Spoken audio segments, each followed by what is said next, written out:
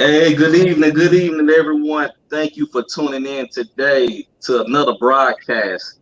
And today we got a special one, a special broadcast today. Today is Dr. Mutulu Shakur birthday, and it's Black August, so we're gonna really get it in. And I got some great guests, in here today.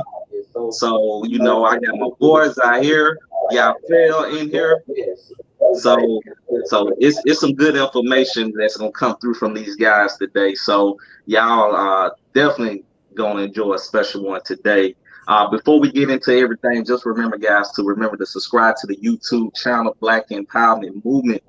Let's keep this channel growing so I can continue to bring broadcasts like this over to y'all, on a consistent basis. Also remember to like, share the videos. Even if you disagree with what we discussing today, leave it in the comment section, and also remember to definitely like videos like this video, so that'll help spread the message of what we putting out there. But and real quick, somebody got some background. I don't know, someone got two videos playing at once. You may need to mute one. I hear some background. Y'all feel that maybe you the old man with the technology over there. Uh, you got two of them up. Y'all feel you got to mute one. but other than that, guys, we got some special stuff today.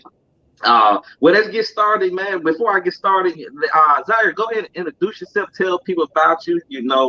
What you represent. Let's start off with you. All right, yeah, K. Zahir Oladuni Mobalaji Teray. That's Sunday Born to Manifest Wealth. I am the political education coordinator with Community Movement Builders and the author of the Maguzi, which is this beautiful symbol you see here. So you can check us out every second and fourth Friday. I do a political education class online, so you guys hit me up. And you'll get to see our classes. We do the exact same thing Brother Kentu's doing here. So. All right, good stuff. And then y'all fell Balagoon. Introduce yourself. Let the folks know about you. Peace and power, peace and power. I'm Yafael Balagoon, active member of the community, a member of a number of different organizations, and just glad to be a part of the process and have this discussion here today. And hopefully I've learned something to take with me. So that's peace. All right, good deal. And Bobby's Productions, and we got a comment already. What's up, brothers? What's up? Salute to you, Bobby's. But let's get into it. So today is Dr. Mutulu Shakur birthday. It's Black August.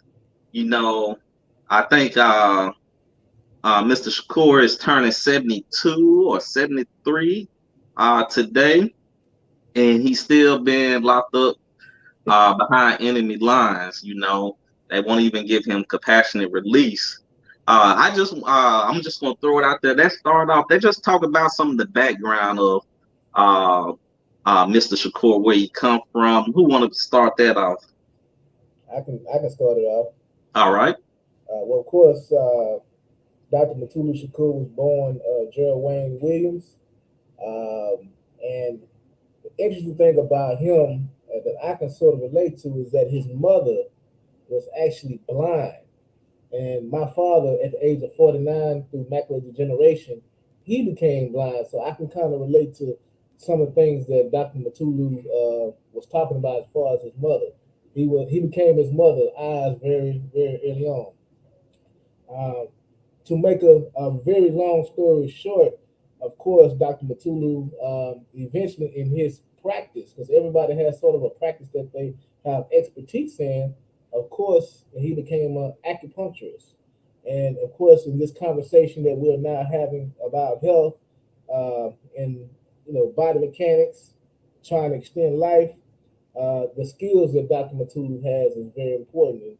And I think that his life is a testimony to what we all should aspire to be, is to be very practical, to be very family oriented, and to be revolutionaries. And so that's in a nutshell, without giving others space and opportunity to talk. That's what Dr. Mutulu Shakur is about. So that's kudos to him and his people, which is us. Peace. Wow, good. Yeah, that's good stuff, y'all feel. a lot of people may not know some of that background right there. And Zaire, I know you got a extensive knowledge about Dr. Shakur as well. What you want to say regarding some of his background, how he started, and just some little known facts people may or may not know about Dr. Shakur. Well, I think it's important that I think Yafeo hit it mostly on the nail, right? Because I really wanted to jump into like his importance in terms of being a black father and transferring that knowledge that he had, to Tupac and the movements in general, right? And how a person like him who's been behind bars for so long is such a testimony to his revolutionary character, right? And how that should go on to inspire all of us. So I really wanted to jump into that. As far as this little facts, I know that if you don't know, him being a member of the Black Liberation Army, and when he was even younger, he was also a part of the Revolutionary Action Movement from Max Stanford. So that's a little something in there. And that's just a testament to who he is. Yeah, yeah. So that's me ask you this, Zaire. So let's jump into his importance to the movement. When he got he went from being very inclined with knowing the political climate and how he contributed to the movement and to how we are affected today and how he influenced the movement right now. Well, what would you say about that?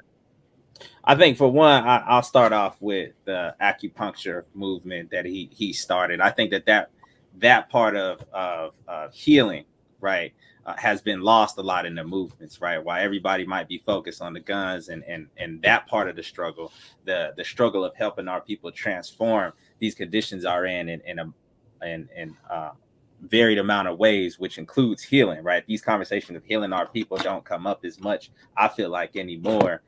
Than versus what I would hear, let's say, even from Elijah Muhammad, that would say, how do you heal the people in the community, or how you transform them?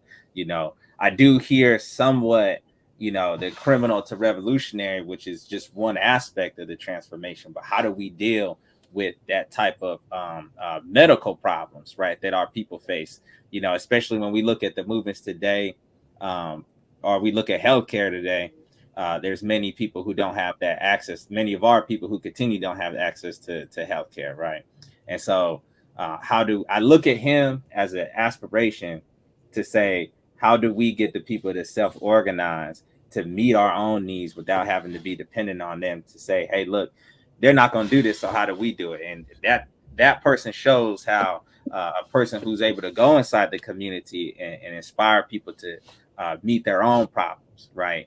I think that's one of the biggest things that I take from him. And secondly, like I was saying earlier, the importance of Black fatherhood, I think, even from behind bars, him being able to talk to Tupac and work out something like the Thug Codes that he worked out with them, and being able to work even with the youth and be that inspiration while being separated from the masses is also something that we could learn from him, right? That how to always continuously work with organizing and transforming the ideology of the youth, right? Something that they can relate to, we can push forward. Yeah.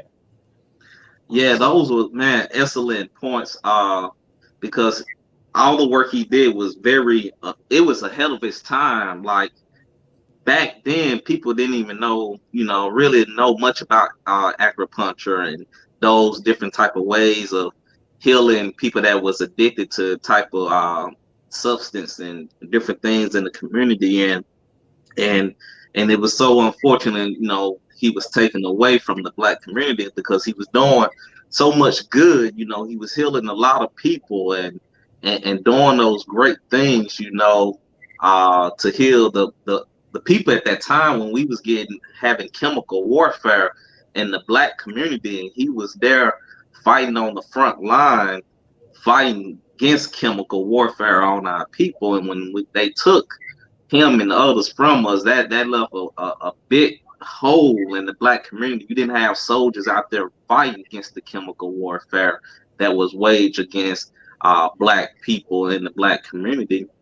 Uh, and y'all feel I know you most definitely I think you was able to reach out to Dr. Shakur at one point. Well, like when the time you was reaching out to him, what was his mind state of behind the wall, and what was some of the, if you can share some of the things y'all discussed. Oh yeah, so most definitely, very early on in my kind of my political beginning, if you will, I was corresponding with a number of political prisoners. One of them, of course, is Dr. Mutulu, and this is probably around 2004. This is about 2003, 2004 that I began to correspond with him. And it's interesting that Zahir brought up one of the things that we talked about, which was the thug code. And I asked him for a copy of the thug code, which the thug code is essentially uh, something that him and Tupac basically kind of created together, which basically gave sort of like some regulations or rules of how to conduct oneself in the streets, particularly those elements in the community that are in the streets, like some regulations. So, for example, it may say, don't do anything ill against old people or watch out for children, that sort of kind of thing. What the thug code was about. So, so I asked him for a copy of it. He sent it to me, and you know, from there forward, we kind of dialogued a bit. One of the things that he always ended his letter on made me kind of think about M1 and Dead Prayers because he said he would always end like stay straightforward or something like that, straight ahead. And I remember M1 and Stickman say straight ahead like Mutulu said. And so that's kind of what he was that's kind of what he was saying. The ending of his letter, his signature, he would put like an arrow that was like I guess that meant keep your trajectory straight. And so I guess he can see that I was a revolutionary brother in a sense in my early stages. Some things I asked him a little bit about his family, etc. And some things he answered, and some things he didn't. Now he did tell me a little bit more about his daughter, whom at the time lived in East Texas, and he had some other loved one individuals that actually stayed in Arlington, Texas, that he actually told me about, which I thought was very interesting, being that we're in Dallas Fort Worth. Um, but the main thing was he expressed to me just stay disciplined, which was the overall echo of his writing was to be disciplined and and try to when you have issues, try to work those things out. Because he said he mentioned that there were some things that in the past, he didn't go into a lot of detail with it, of course, but he was just saying, I always try to work things out with comrades that you can and try to continue that positive relationship. So those are some of the biggest things that I got from my personal dialogue with Dr. Mutulu, and those things I take with me. Wow, good stuff. And y'all feel I want to hop on another point that you brought up some great points right there. Is it possible? I don't know. Zahir was having it. Is it possible you can get closer to your mic? I know you're not using your main mic, but can you? Okay. Yeah, get a little closer to that. Okay. Yeah, you were saying you spend some good facts, man. I was like, oh man, I could try to hear it, but I know you. Now I did hear you said. You mentioned you said he had family that lives in Arlington, Texas. He mentioned to me he had loved ones that live in East Texas, which was his daughter, and he said he had someone that lived in Arlington, Texas. And so I thought that was pretty interesting that he told me that. But of course, we all connected in some way, shape, or form. Whether politically or personally. Like Zahir live in Atlanta. I know plenty of people live in Atlanta. You know what I mean? So I can imagine it was like a relationship like that. But that was his way of trying to connect with me. Trying to get that connection. So we probably exchanged um, probably 10 or 15 different letters before he eventually moved to another facility, and things happened in my personal life where I just kind of stopped right at that point. But I wish I would have kept forward. But that's when I met.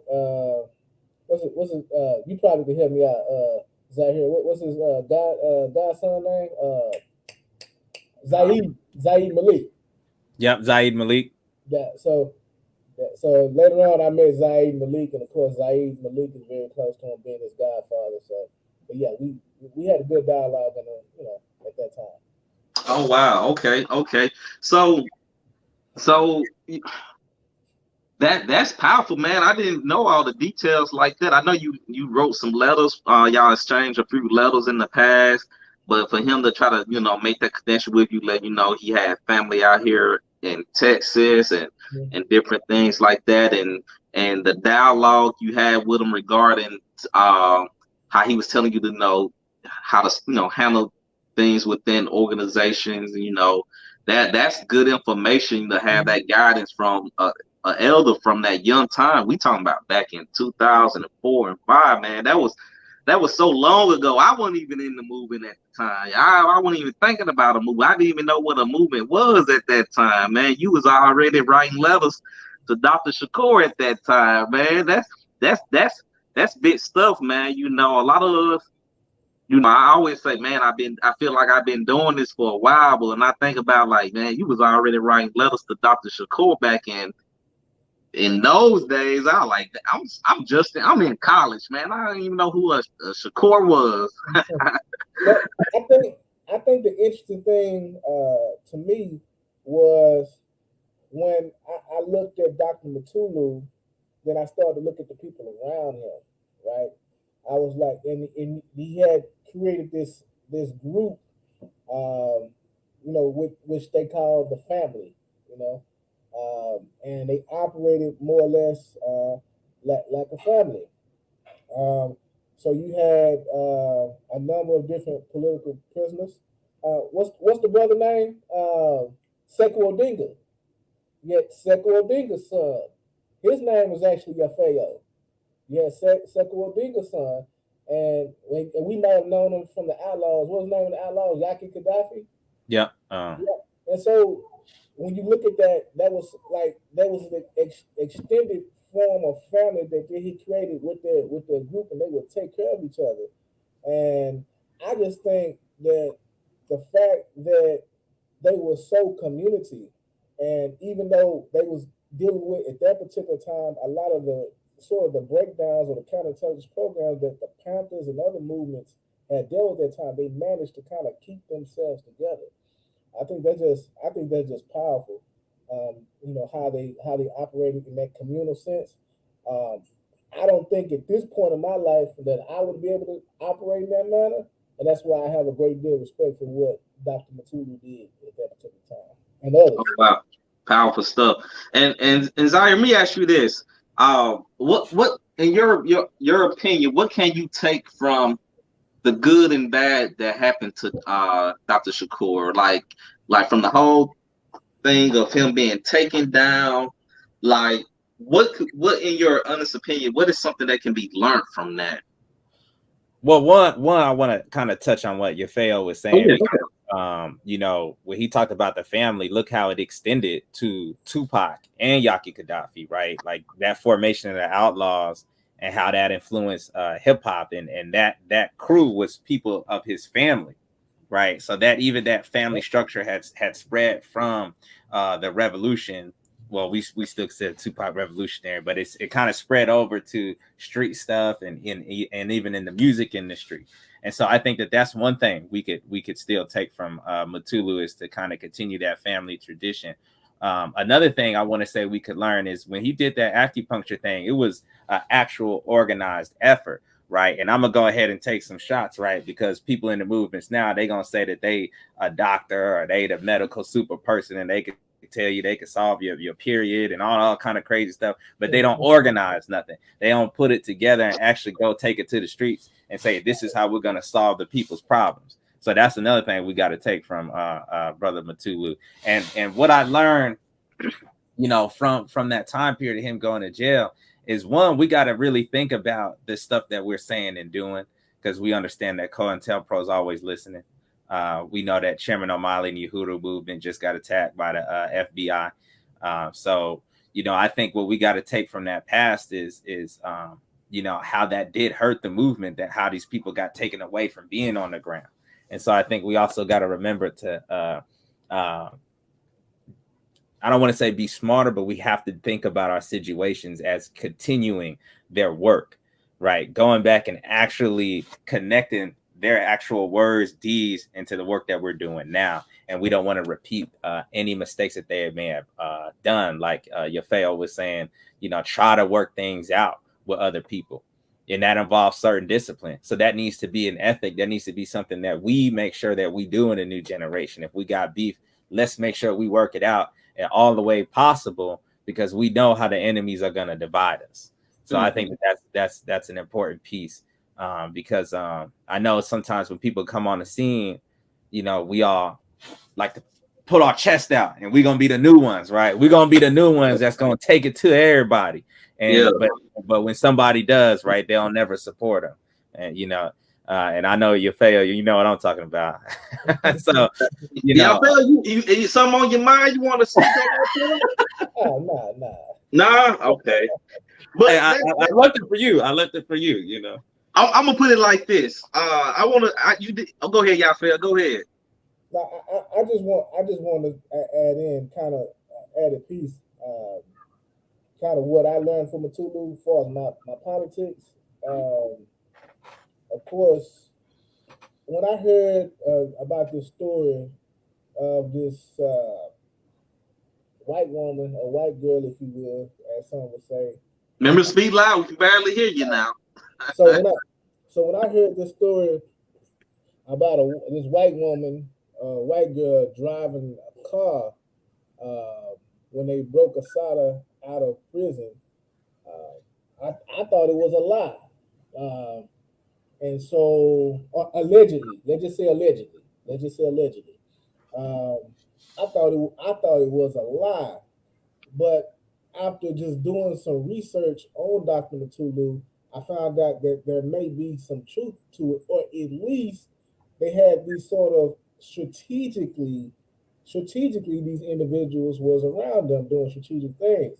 And I thought that was interesting because at that particular time, my politics was probably very extreme black nationalism, where I couldn't see anything other than that dynamic. You know what I mean? And so I learned a bit from Dr. Mutulu, and it probably would have taken someone like Dr. Mutulu, just looking at his life and reading about his life, how they were able to use other groups and other organizations in coalition to achieve their means. So it was not about his organization being always out front, and that's the beautiful thing about how he organized, was that he was willing to always play his role, or have his group or his collective group play their role. And so you take a Marilyn Jean Buck, who was released on compassionate release before she transitioned. We had an opportunity through, I believe it was through Kamal. I want to say it was through Kamal, but definitely through Malcolm X grassroots movement for sure. Had an opportunity to kind of, not myself personally, but others within the group, speak to her before she passed. And that meant a lot. But then you go back to your political, this black ideology, and we talking about a white woman, etc., white girl, etc., who made one of the most valiant moves, allegedly, in this black liberation struggle, as far as in the contemporary history, as relates to the freeing of Assata Shakur. I just thought that the whole situation, how they organized, was just it just leaps and bounds. It's leaps and bounds really how we organize today, in a sense. But I love that coalition organizing. Basically, what I'm trying to say. Yeah, good point. And Zaire, I know you was about to add on to that, right? I was gonna say that was Marilyn Buck, and I think it was Weather Underground that worked. Yeah. Yeah, as I heard, just going back to something you said, you was mentioning that today we have what we call it pro health type of people in the movement or organizations, whatever you want to say. So you saying I'm just trying to clarify and people that's watching, what are the people, the pro health people or people that's about health and wellness, what are they not doing that they can be like more like Dr. Shakur? What are they lacking? Man, that's a great question. So we always in the revolutionary sector, we always talk about organizing and mobilizing, you know. So you either getting the people out to do something, mobilizing, or you're organizing the people to create some kind of infrastructure, right? And you're not just pimping people for the dollar. You're not just telling people what they want to hear, right? Like, hey, you know, buy my whatever, you know, buy my magic herbal tea that's gonna cure all your remedies and all your diseases and all this other stuff. And then 2 weeks later, you still got it, right? But you still coming back because they want to sell it to you under alternative medicine. But when you look at somebody like Mutulu, he actually applied it. He actually applied what he was talking about to the actual work, you know. And that's a type of alternative medicine as well, right? Acupuncture. And the way that he did it was to solve the people's problems. So, you know, what are the major problems facing the people right now?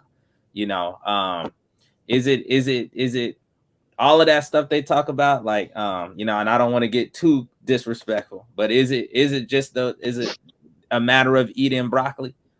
You know, is it just one type of food? Is it because you're wearing deodorant with aluminum or whatever?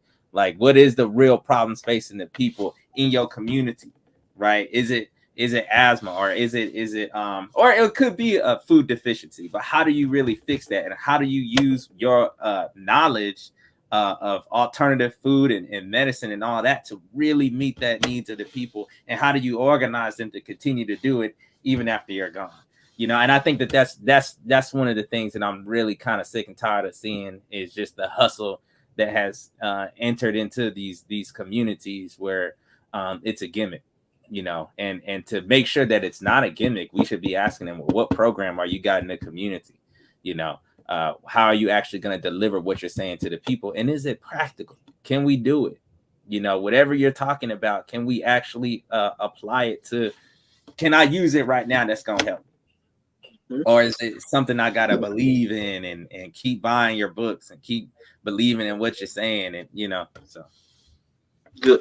Hey, good point. But let me ask you this. Let's just say everybody want to make a living too. yeah. Is it wrong for that person to sell that? Like, what is the dynamic for the person can make a living and still try to serve the community? Like, can that be done, or is it a balance? Like, what does that look like? I think we know what it looks like intuitively, right? We can, if we want to get paid, right? There's nothing wrong with having a program where people come out, and let's say you got fresh foods, but then you may say, I have this book material, right? Because I did get it produced. I want you to go buy it. Okay, fine, you know. But what I'm trying to say is, if we know that, you know, they don't have anything where they're actually getting involved, right? If we know that it's just a theory that's not being applied, it doesn't seem to be working, right? It's not something that the people can take and then improve themselves on. We have to always constantly critique and question these things, you know. And if it's, sure, we can all make a living about this stuff, I think that's great. But you know, how do we do it to where, like, you can go see a nutritionist? Is that how you're being in the hood? Are people going and actually being healed by what you're saying? And is it something that you're within a community that you're serving that purpose, right? And it's not just serving your own self. Okay. Yeah, so I definitely see that. And I think we all have seen that in the Black community, where alternative and holistic type health and people pushing different things within certain it gets real gimmicky. You know what I mean? It gets real gimmicky. Yeah, it's something new every day. You know what I mean? And it's just a new hustle. Yep. So, but you can hustle anything to save the day. What'd you say? I said Yoni Edge to save the day.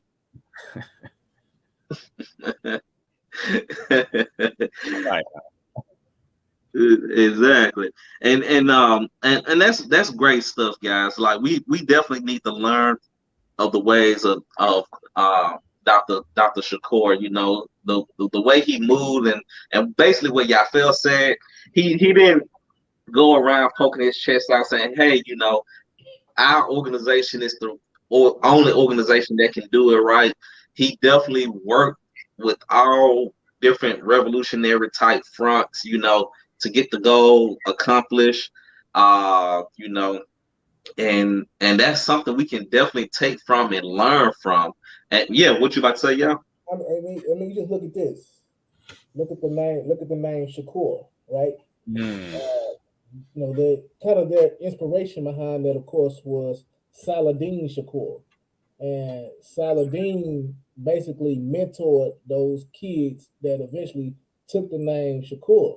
But all of them may or may not have been in the same organization. I think Dr. Mutulu was in RNA, and you take like Lumumba Shakur was in the Black Panther Party, and so even though they were like in different organizations, I get my main point is he was able to still kind of keep those relationships. It wasn't about organization affiliation; it was about that connection, and they took their name, and that's kind of what more or less inspired us to take Balagoon, partly was because of this association that they took together, kind of this allegiance that they took.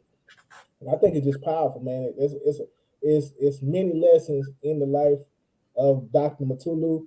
The only thing I regret that he was eventually uh, caught or arrested, if you will, in California.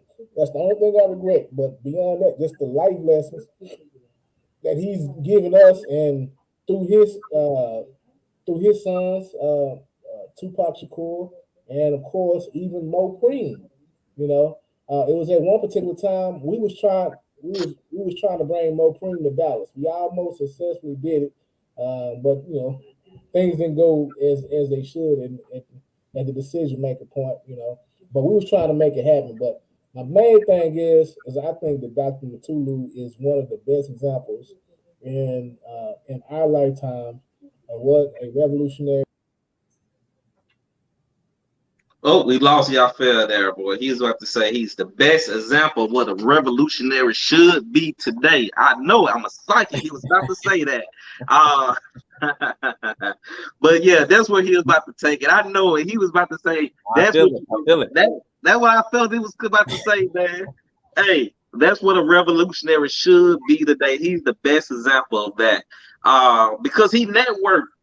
Dr. Shakur, he networked with all different organizations. If you was about that revolutionary life, you was about working with the people, trying to. It didn't matter what formation you was under. Like Yafel said, anybody that had that name of Shakur name, they was part of different organizations. They like you had one Shakur, the Black Panther Party, another Shakur with the RNA, another Shakur with this formation, So it's at the end of the day, different organizations have different tweets, but at the end of the day, they all was about working within the community where the majority of our people resided at.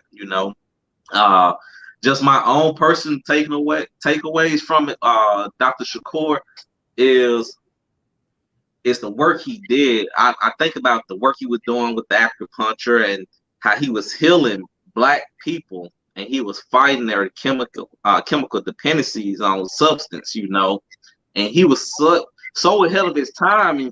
And now in these rich white neighborhoods, they use some of his methods, and we don't even use his methods in the Black community now to heal our people that's strung out on drugs and different things. Like the things he was doing is a big motivation, and we need to go back. We need to go back to. We got to protect our people. We need to also focus on healing our people as well. We need to heal our people, because we still have people in the Black community that's still dependent on different drugs and everything. And y'all feel we have you back, man. What you was about to say? Can't hear you. Nope. Hold on, man. Get that mic fixed, man. Hold on, try it again. Hold on. Oh, we got you. There it is. There it is. Yeah, I was just saying that Dr. Mutulu has laid a great example, in so many words. That's the beautiful part of kind of being his student from a distance that we all have been essentially. You know what I mean? So, yeah. Yeah, and that's what I think you was about to say too, because he is a good example of what we need to be doing and trying to do right now, and we got to get back to that. It's like you say, it's a lot of posturing going on. Oh, yeah. I blame Yaffel for a lot of it too, because when they came on with the gun stuff and nobody didn't want to do nothing else but carry and tote guns, you started this, Yaffel. You created the problem, man. Nobody didn't want to carry guns till y'all started carrying guns around in Texas, man. Y'all started this, man. I'm gonna put it like this: y'all was the second or the third way, because the new Black Panther Party, they carried guns early on in the 90s. Don't start. Oh, don't start. African American men against narcotics. Then the new Black Panther Party. Come on. Okay.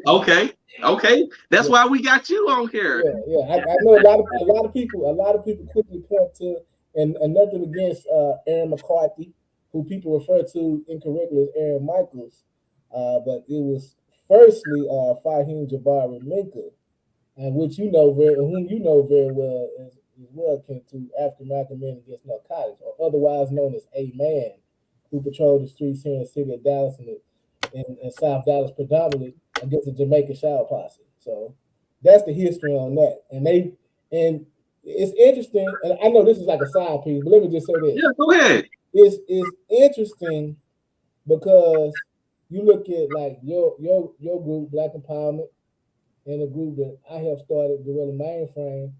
It's the same dynamic, because if you look at it, you see us as far as Gorilla Mainframe, and you see the NBPP here locally. It's kind of like that same relationship, like with the elder party with Fahim Minka, and then the new party with Babu, or he would probably symbolize like Aaron McCarthy or Aaron Michaels.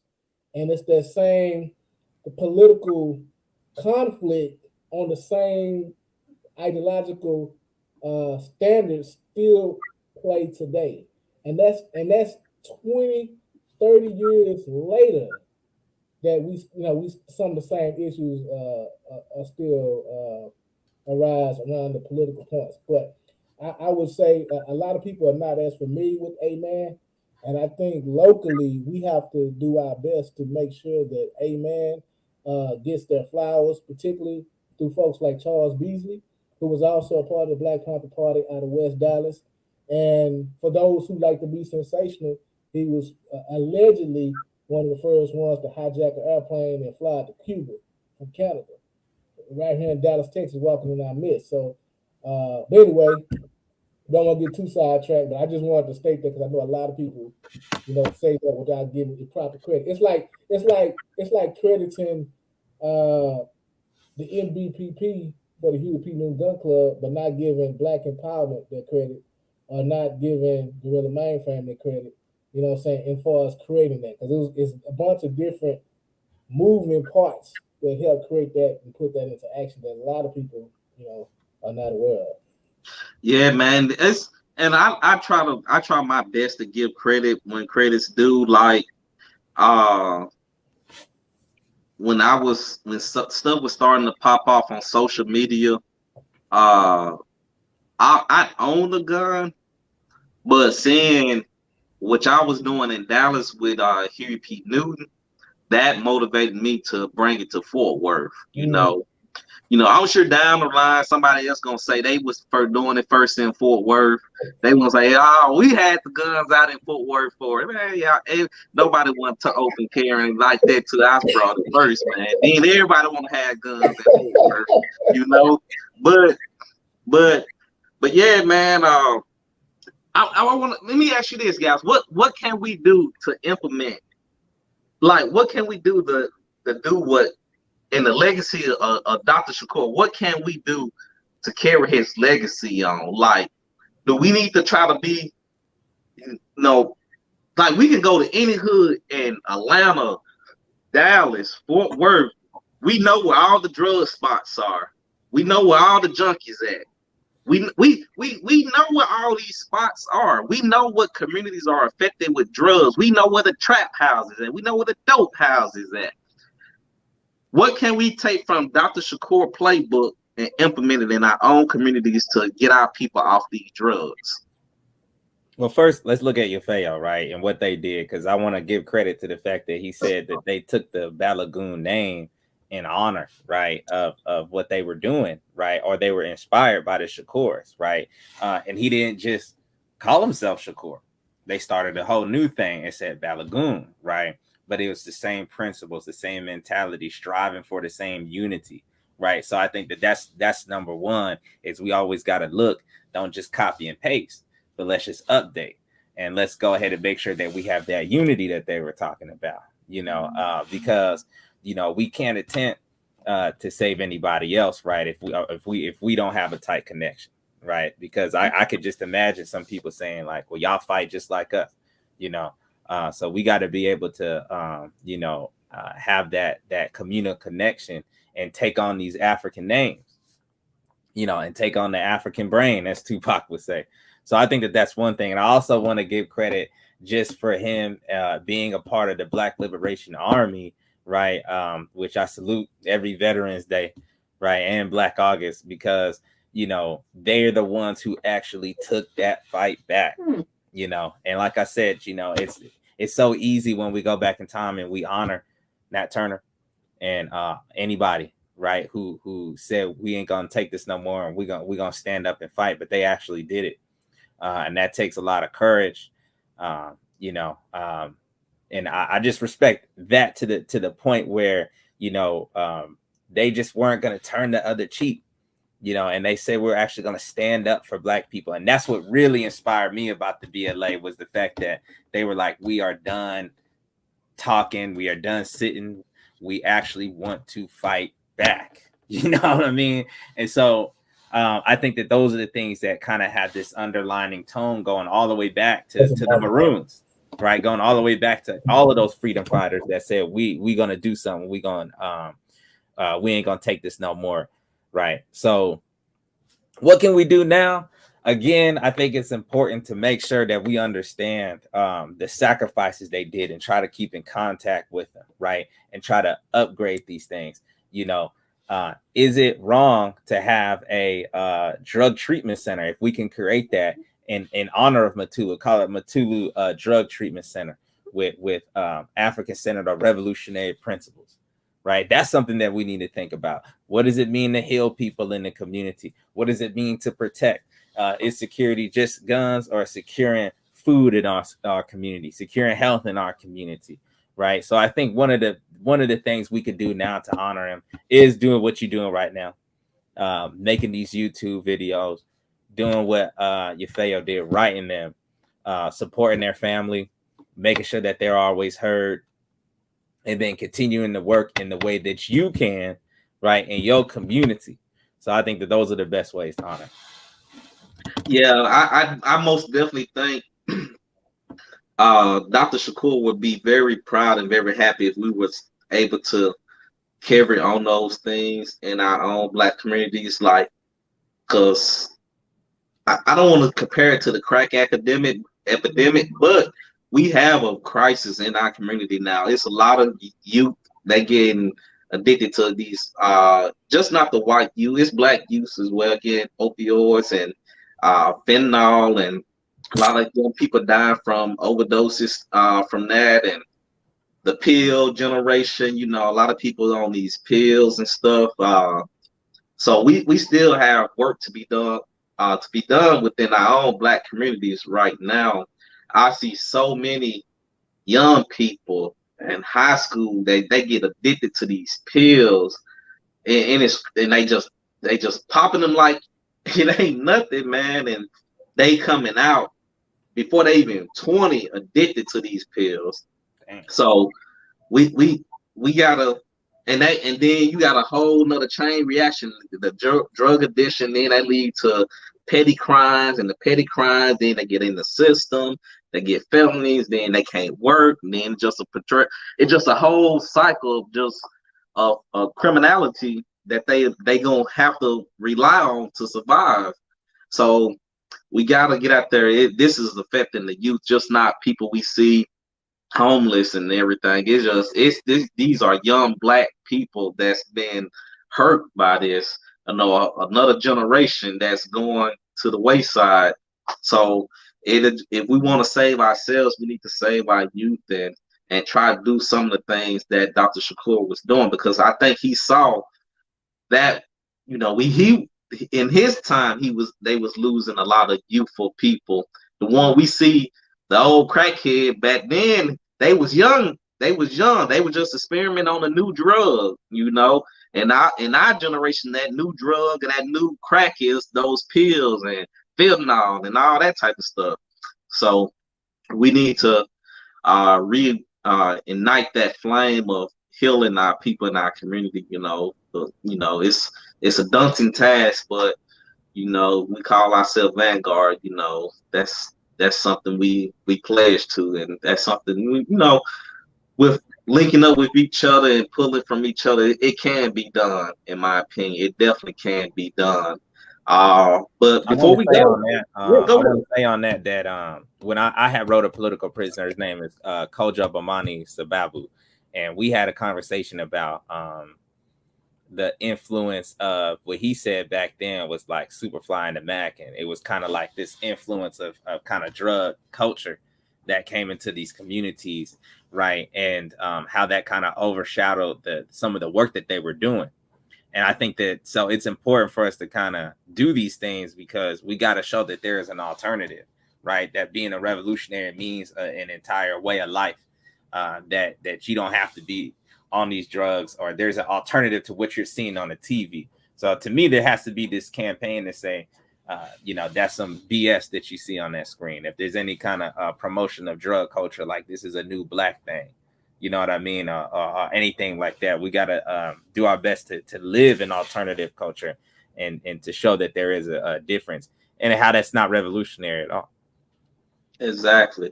And yeah, Phil, before we get out of here, man, like the time flew. In the final words you want to say regarding Dr. Shakur? Oh, my bad. I had you on mute, I believe. My bad. Okay, there you go. I think we just have to take the time out to build communities. I think what Zahir is doing right now with the work that he's working on is real powerful. Defining our spiritual situation. I think it's something that we can afford to advance. But other than that, as I said, we have to be willing to build communities, be a part of communities, but also be willing to build institutions, things that people can see, brick and mortar. And we can't feed people with words. They have to have something tangible. They have to have something they can see, that they can ingest. And so that's what we're fighting with, and that's what the youth want to see. You can only tell them so much until where they actually gonna want to see something. So that's just the power of what Dr. Mutulu was about, or is about, I should say. Right on. And Zaire, the final word, man. What you want to say? Free all political prisoners. Free the land. Down with capitalism. Pan-African unity. Black unity. Ashe. Viva Vahudia. Man, that was good stuff, guys. I know it was short. I caught y'all off guard today. I was like, man, let's jump on this thing today, man. It's Dr. Shakur's birthday. It's Black August. I was like, man, let's get on. Let's talk about Dr. Shakur today, man, because he was such a powerful brother, in the community that was doing a lot of good things, with the acupuncture and all different type of ways to get, people off their chemical dependencies, So in the Black community, and I just feel like if you can hear this, you watching this now, definitely, look up Note the Dope, the campaign, Dr. Shakur was about, man. He was anti-drugs, getting people off of they dependency on drugs and everything, he was funding this stuff out of his own pocket, him and other people in the organization, they were doing whatever it means. They really took it to the next level by any means necessary. And whatever that is means to somebody out there in the movement, if you about doing something, be about any means necessary, like Malcolm said, and Dr. Shakur was by any means necessary.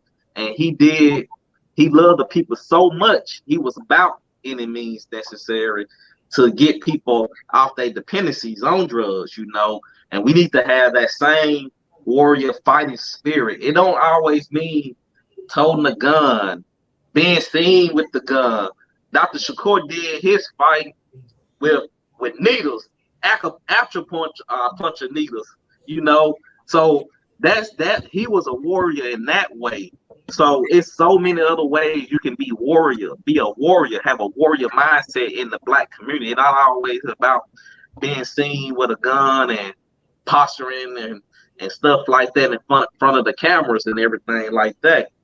So many ways to go about this thing that can serve the people, and we definitely need to get back to doing any means necessary, whether it's protection, getting people off these drugs, whatever it means to get our people to where we need to get. We need to be about that life, So that's enough of my rant. Dope is Death. Dope is Death. That was a new documentary out. If you ain't watched it, Dope is Death. Yeah, Dope is Death. Yeah, Note the Dope and Dope is Death. And also in the description, y'all gonna see all the links and everything. You can support Dr. Shakur. I think in the description I'm gonna have where you can write him, where you can send money for commissary, all those different things I'm gonna have in the description box. So y'all feel got the UPS man. Oh, who is that? Look like Ricky. That's Ricky Perry. You already know. Oh, what's up, Ricky Perry? Y'all feel just be having people pop in and stuff. We on YouTube, Ricky. Hey, Ricky, come here, man. What you want to say? We on YouTube. Let the people know what you got going on, man. What's going down? It's over chilling, when Brad, for his B-Day, just have a little something.